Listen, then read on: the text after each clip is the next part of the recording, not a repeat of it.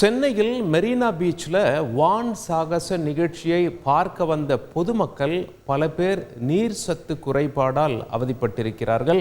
கடுமையான வெயில் என்பது நமக்கு தெரியும். அப்படி பார்க்கும் பொழுது பலர் சிகிச்சை எடுத்து வருகிறார்கள். 3 பேர் இதுவரை உயிரிழந்திருக்கிறார்கள் என்ற அதிர்ச்சிகரமான செய்தி வந்து கொண்டிருக்கிறது. 93 பேருக்கு சிகிச்சை அளிக்கப்பட்டு வருகிறது மருத்துவமனையில்.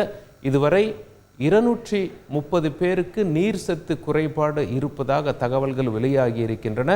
சிகிச்சை பெற்று வரும் நபர்களில் 3 பேர் உயிரிழந்திருக்கிறார்கள். 3வது நபருக்கு வயது 36. செய்திகளை உடனுக்குடன் தெரிந்து கொள்ள உடனே சப்ஸ்கிரைப் பண்ணுங்க.